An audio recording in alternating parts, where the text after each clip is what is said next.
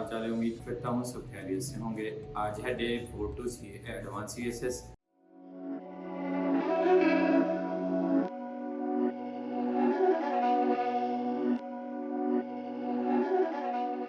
आज का हमारा टॉपिक एनिमेशन रहेगा और देखेंगे कि एनिमेशन को यूज़ कैसे करना है और इसमें हमने कई फ्रेम किस तरह बनाना है और उसका यूज़ क्या है। सबसे पहले यहाँ पे न्यू फोल्डर क्रिएट करेंगे। इसको हम नेम दे लेते हैं एनिमेशन का। इसको ओपन विद कोड करेंगे एज यूजुअल और हमारे पास हमारा VS कोड आ जाता है। यहाँ आके अपनी HTML और CSS की फाइल्स क्रिएट करेंगे।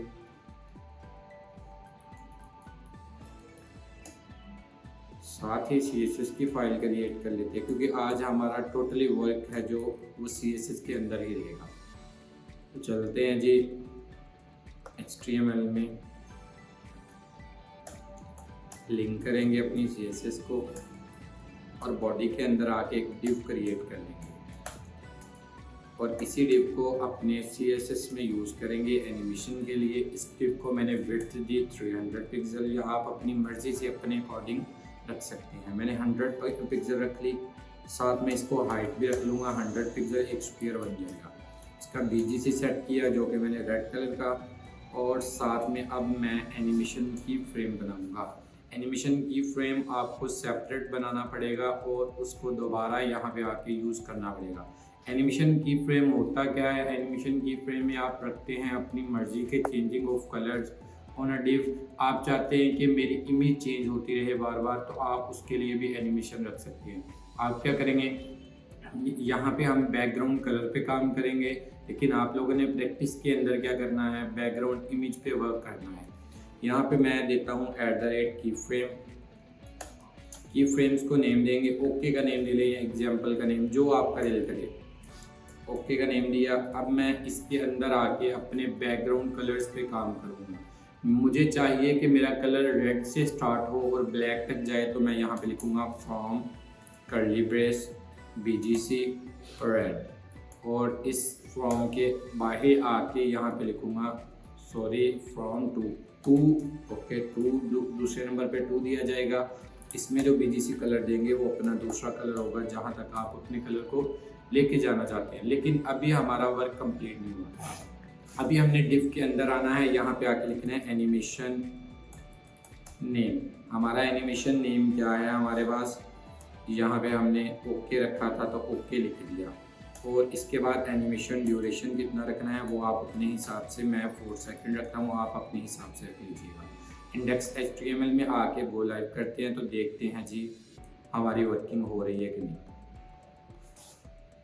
अब यहाँ पे देखिए हमारा जो BGC कलर है वो चेंज हो रहा है, रेड से जा रहा है ब्लैक तक, और इनके दरमियान में जो कलर आएंगे वो आप देख सकते हैं। डेफिनेटली रेड और ब्लैक के दरमियान ब्राउन कलर आता है, वो भी आपको शो हो रहा है। अब ये तो था, मैंने सिंपल 2 कलर्स लिए। अब मैं ये जस्ट आप डिव पे नहीं ले सकते, आप बैकग्राउंड का कलर भी चेंज करवाना चाहते हैं तो वो भी आप एनिमेशन के थ्रू करवा सकते हैं। अभी मैं क्या करूँगा, अभी ज़्यादा कलर यूज़ करूँगा जो कि इस तरह से, मैं चाहता हूँ 0% पे जो कलर हो वो हो BGC रेड, और 25% पे जो कलर हो BGC वो और हो ब्लैक हो जाए, और 50% पे जो कलर हो वो और हो, उसको मैं ग्रीन दे देता हूँ। और मेरा जो 100% पे या 75% पे, टोटल 5 कलर्स लेंगे। 75% पे जो कलर हो वो मेरा कोई और हो जाए, ब्लू हो जाए, BGC ब्लू हो जाए। और द लास्ट वन जो हमारे पास 100% होगा वो 0% की तरह ही होगा, सेम एज इट इज़ 0%। 0% पे क्या है, रेड है, तो डेफिनेटली हम 100% पे भी रेड ही रखेंगे। जो प्रॉपर्टी 0% पे लगेगी वही डेफिनेटली 100% पे लगेगी, क्योंकि एक सर्कल बनता है, प्रॉपर एक सर्कल की तरह चलता है ये एनिमेशन। तो जैसे ही 0% होता है वैसे का वैसा ही 100% भी होता है। अब इसका रिजल्ट कुछ देखते हैं। हम एनिमेशन ड्यूरेशन को थोड़ा सा बढ़ा लेते हैं ताकि हमें कलर्स की पहचान हो सके। 10 सेकंड मैंने किया, तो यहाँ पे आके हम कलर्स में डिफरेंस देखते हैं। रिफ्रेश करते हैं। अभी यहाँ पे देखिएगा हमारे कलर्स सारे के सारे चेंज होके आएंगे। ग्रीन आ गया, ब्लू आ गया, द लास्ट वन जो हमारे पास रहेगा वो अगेन रेड रहेगा। यहाँ तक हमारे थे कलर्स पे काम। अब हमने क्या किया, 0% पे कलर्स को मूव कर चेक किया, 25% पे, 50% पे, 75% पे और 100% पे। मैं चाहता हूँ ये जो मेरी डिव लगी हुई है ये मूव भी करे जैसे जैसे एनिमेशन कलर चेंज हो। फॉर एग्जांपल पहला जो कलर है 0% पे रेड है, ये यहीं पे रहे, 25% पे ये हमारी राइट की तरफ मूव करे। तो हमें क्या करना पड़ेगा, यहाँ पे अब प्रॉपर्टीज देनी पड़ेगी। टॉप से इसको 0%, 0 पिक्सल, और लेफ़्ट से भी इसे 0 करना पड़ेगा। अब जैसे ही 25% होगा तो हमारा राइट की जानिब मूव करेगा। तो आप जितना मूव करवाना चाहते हैं वो आप अपने हिसाब से मूव करवा सकते हैं। आप लेफ़्ट से मार्जिन दे देंगे जितना आपने मूव करवाना है। मैं 100 पिक्सल का दे रहा हूँ और टॉप से आप 0 रखेंगे क्योंकि टॉप से साथ लगेगी डिव और राइट से लेफ़्ट से थोड़ा सा मूव करेगी, तो इसलिए लेफ़्ट से 100 पिक्सल मार्जिन दिया, लेकिन टॉप से आपको इसको 0 पिक्सल रखना पड़ेगा। तो हम देखते हैं क्या ये प्रॉपर्टी हमारी वर्क की। अभी हमारी ये वाली प्रॉपर्टी नहीं वर्किंग की, तो हम देखते हैं नेक्स्ट प्रॉपर्टी भी लगा के। टॉप से अब 100 पिक्सल मिल जाएगा। हम इसको थोड़ा इंक्रीज करते हैं, 400 कर देते हैं। 400 हो गया। अब यहाँ पे जब ये 50% में मूव करेगी, 0 पे, यहाँ पे 25 पे, यहाँ पे, अब जब 50% होगा वो नीचे की तरफ मूव करेगी। तो डेफिनेटली टॉप से भी मिलेगा और लेफ़्ट से भी इसको मार्जिन मिलेगा। लेफ़्ट से भी इसको मैं 400 पिक्सल ही रख देता हूँ।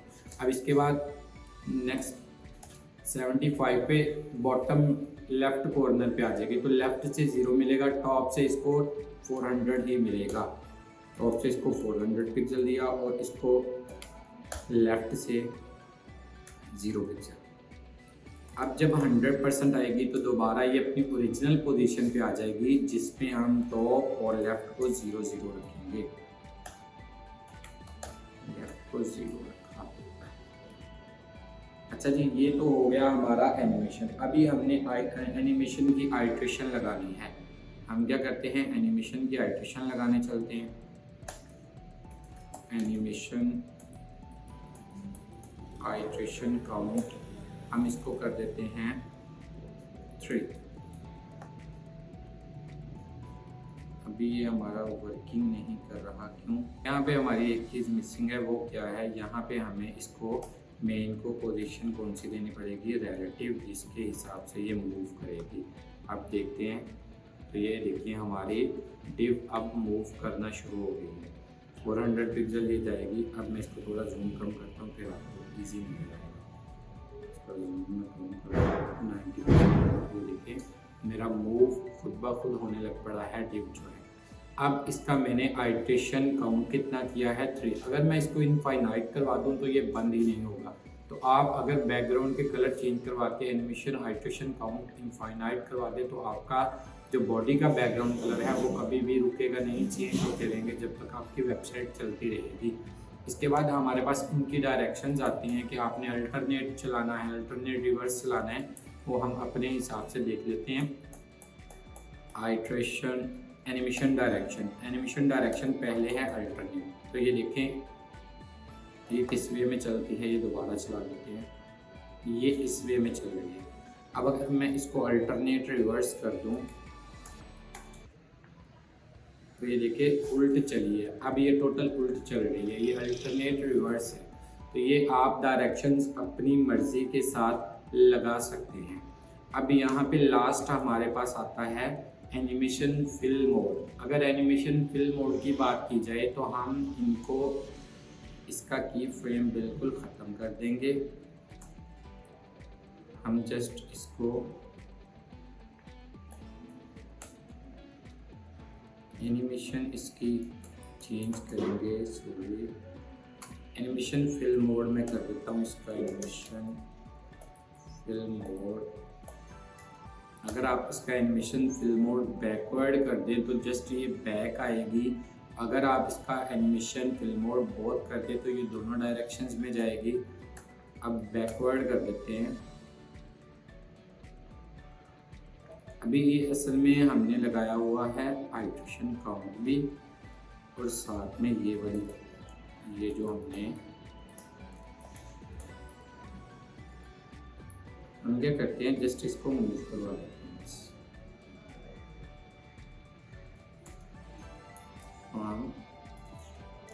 रेड कलर BGC रेड, और लेफ्ट से 0 पिक्सल। जैसे ही 2 पे जाए इसका BGC कलर चेंज हो जाए, और इसको लेफ्ट से 200 पिक्सल।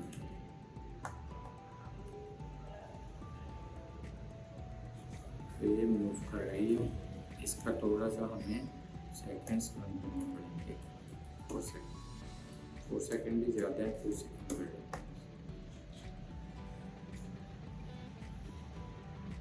ये हमारी सामने की तरफ मूव की, और बैकवर्ड भी हमें आ गई। अब हमने क्या लगाया था, बैकवर्ड्स। अगर हम इसको जस्ट फॉरवर्ड करते हैं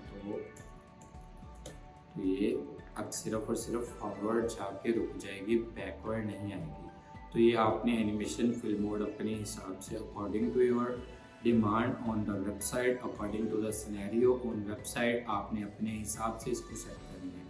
यहाँ तक हमारा एनिमेशन का टॉपिक क्लोज होता है। नेक्स्ट वन जो हमारे पास टॉपिक रहेगा टूल टिप है, और how to create tooltip और इसके यूजेस क्या हैं वो हम देखेंगे। यहाँ तक के लिए बहुत शुक्रिया, खुदा हाफिज़।